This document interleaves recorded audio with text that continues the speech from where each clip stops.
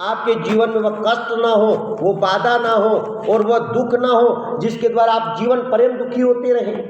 इसलिए क्या कहा कि वायु की भांति योगी जन सूक्ष्म तनु कोता आहा, विद्या तपस्या उहु समाधि योगी सेवी का कहा। योगी सूक्ष्म मार्ग से प्रस्थान ब्रह्म सुलोक को गए, करता प्रथम नव मार्ग को गमन में अग्नलोक को। शिशुमार नामक ज्योतिर्मय नभ चक्र आवता, नर पाव शिशुमार को लोक में फिर जावता। सिद्ध ऋषि मुनियों के द्वारा लोक में वंदित है, वास करते सुरकल्प तर्प जीवित रहे। जब यह परमात्मा के भजन करता है, ईश्वर का चिंतन करता है, ईश्वर को हृदय में स्थापित करता है, हृदय रूपी वाटिका में पुष्प तोड़कर परमात्मा को अर्पित करता है, तो अपने आप को धन्य कर लेता है, उसका बन जाता है। और उसका जब बन जाता है तो वह दुख में सुख में हर परिस्थिति में उंगली पकड़ के आपको जीवन जीने की कला सिखा देता है।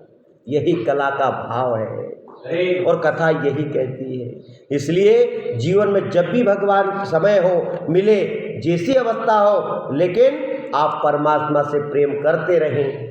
अर्जुन जी ने इतना प्रेम किया था कि परमात्मा को वहाँ आना पड़ा, आके उनके धर्म रूपी युद्ध में सारथी बनना पड़ा और द्रौपदी माँ की लज्जा को बचाना पड़ा। और साथ साथ जीवन में जब भी आवश्यकता लगी, श्राप ऋषि के श्राप मिलने वाले थे, एक छोटे से इस चावल के दाने से उन संत महात्माओं जालंधर ऋषियों को तृप्त करना पड़ा। कितना बड़ा कृपालु, कितना बड़ा दयालु। जब आवश्यकता लगे तत्पर खड़ा रहता, 24 घंटों 8 याम आपकी सेवा में खड़ा रहे। ऐसे व्यक्ति से प्रेम न करके 2 हाथ वाले मलमूत्र के त्याग करने वाले व्यक्ति से भी प्रेम करोगे तो आपसे बड़ा जीवन में मूर्ख कौन हो सकता है, अज्ञानी कौन हो सकता है। आप कितने बड़े उस परमात्मा से वंचित होकर अपने आप को धोखा दे रहे हो। और यदि अपने आप को धोखा देते रहे, धोखा देते देते और समय व्यतीत हो जाएगा कि स्वयं धोखेबाज बन जाओगे और डूब जाओगे। इसलिए ध्यान रखो कि जीवन में अपने आप को कभी धोखा नहीं देना, सब कुछ करना।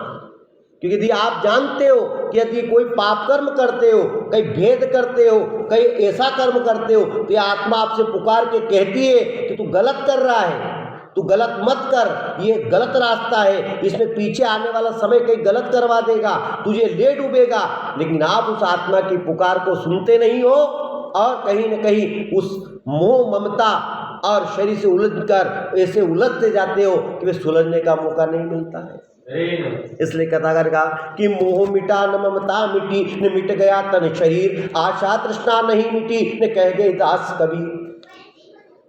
मोह मिटा न ममता मिटी, न मिट गया ये शरीर। ये शरीर समय के साथ मिट रहा है और ऐसा मिट रहा है महाराज कि इसको पता भी नहीं चल रहा है। आपको सुबह से उठो शाम तक पता चलता है कि हमने काम क्या किया।